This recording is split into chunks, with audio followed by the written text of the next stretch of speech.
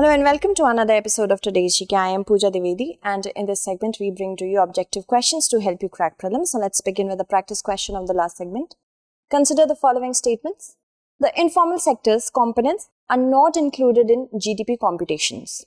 PM Swanidhi is a microcredit scheme for the informal sector workers. Recently, the IMF has approved a USD 500 million loan program to support India's informal working class. So we have to select the correct statement. The first statement is correct that the informal sector's components are not included in GDP computation. PM Swanidhi is a microcredit scheme for the informal sector workers, but recently not the IMF but the World Bank has approved a USD 500 million loan program.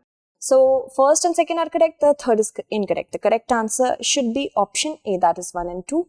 The share of the large informal sector in overall economic activity dipped sharply in 2021, and even as informal workers, they continue to bear the brunt of the pandemic's adverse effects, the SBI said in a research report.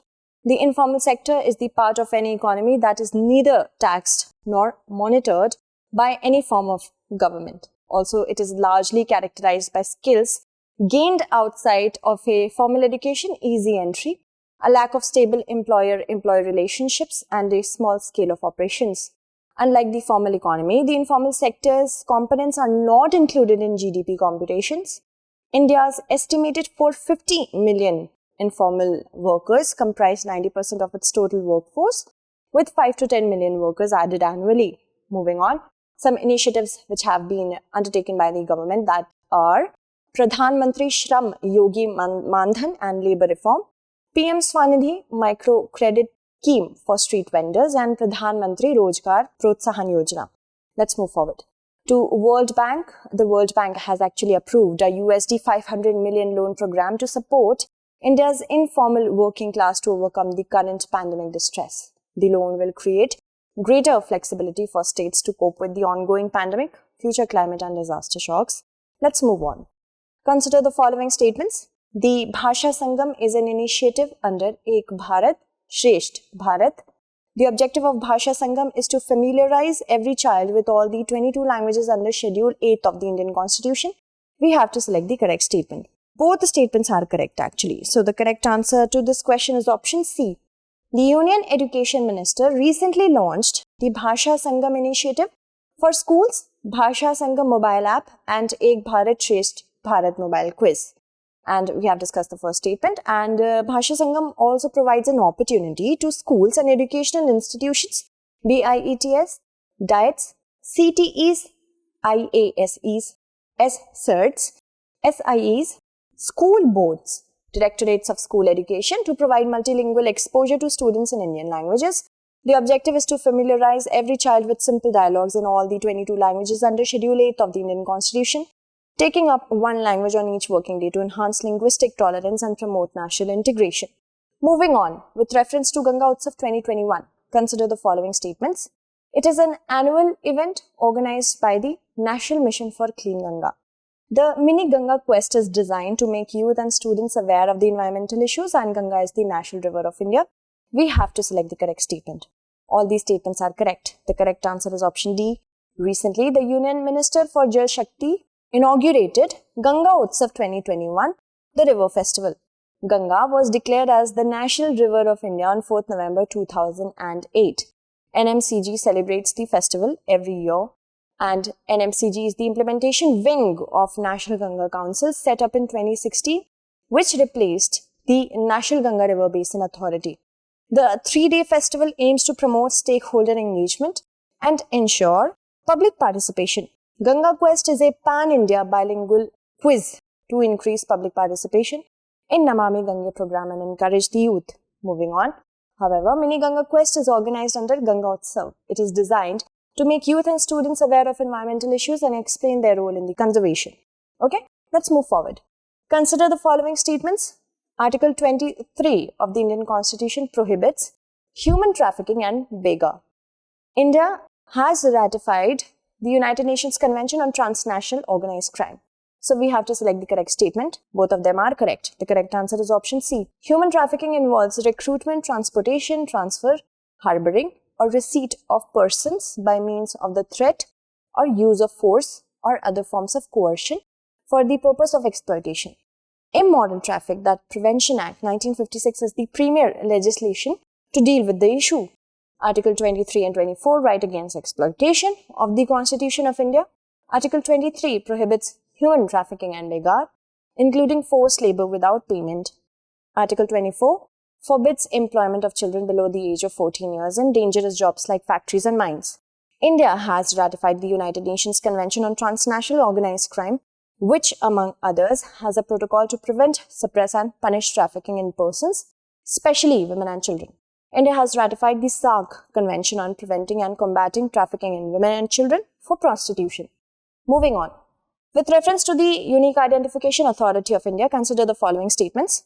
It is a statutory body under the jurisdiction of the Ministry of Electronics and Information Technology. It is mandated to assign a 16-digit unique identification number to all the residents of India. So, we have to select the correct statement.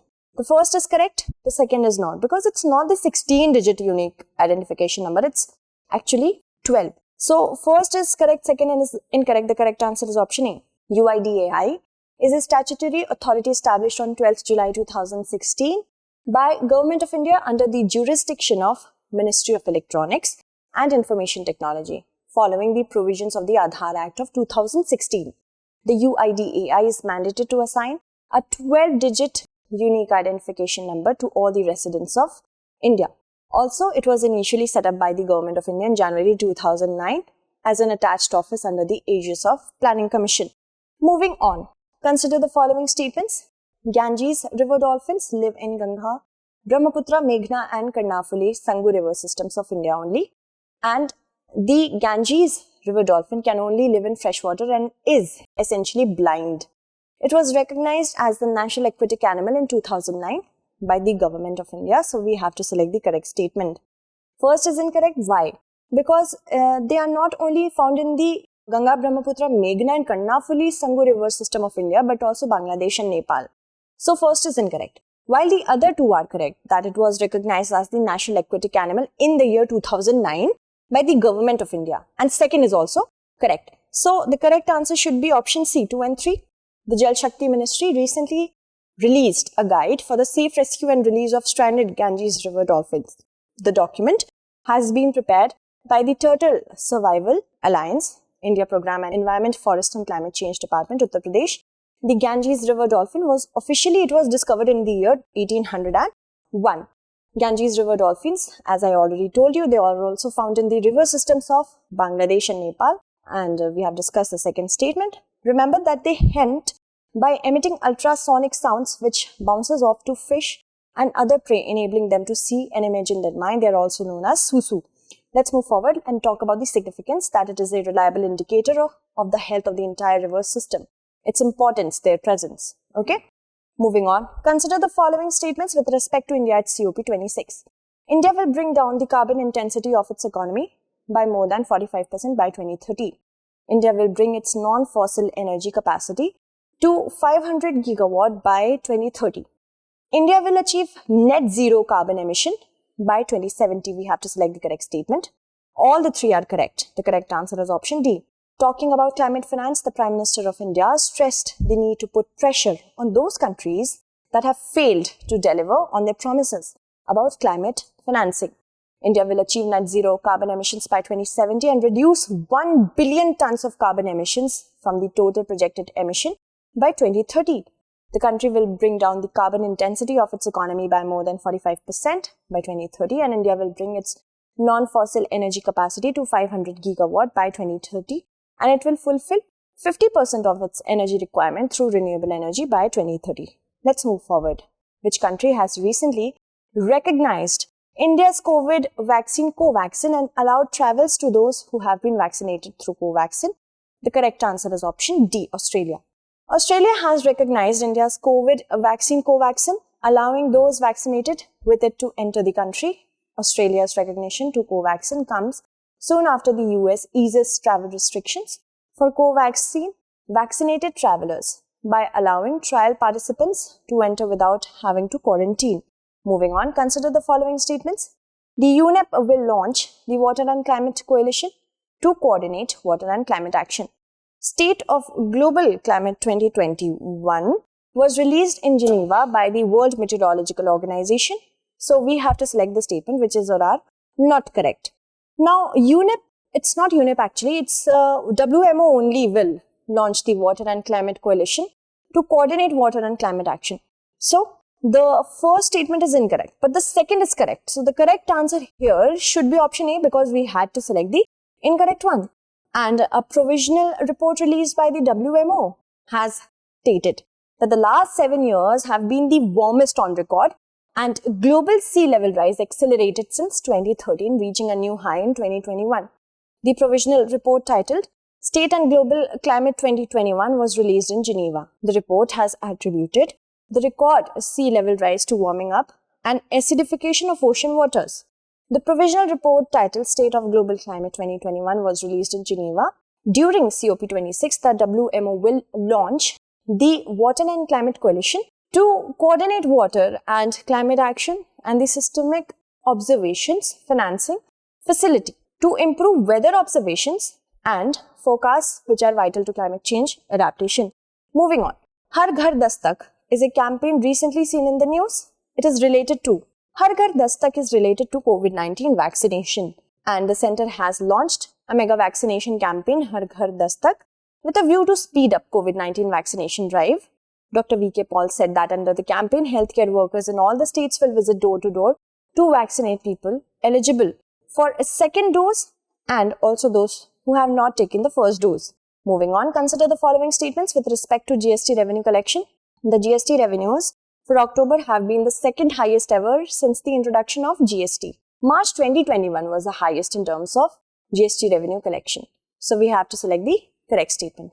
Here it's actually April 2021 that was the highest in terms of GST revenue collection. This second statement is not correct, but the first is correct. October has become the second highest ever since the introduction of GST. So the correct answer should be option A, that is one only. The revenues for the month of October this year are 24% higher than the GST revenues in the same month last year. The GST revenues for October have been the second highest ever since the introduction of GST. The GST revenues for October have been the second highest ever since the introduction of GST, and that is second only to that in April this year. Okay, let's move forward and talk about the practice question. Consider the following statements. Dengue is a mosquito-borne tropical disease caused by the positive stranded RNA virus. Okay, it can be dengue in English and dengue in Hindi. Okay, Wolbachia virus is used to control the spread of dengue. We have to select the correct statement. So I hope you'll be answering it correctly in the comment segment. That's it for today. Tomorrow we shall meet again with another segment. Until then, stay updated. Thank you so much for watching and happy Diwali.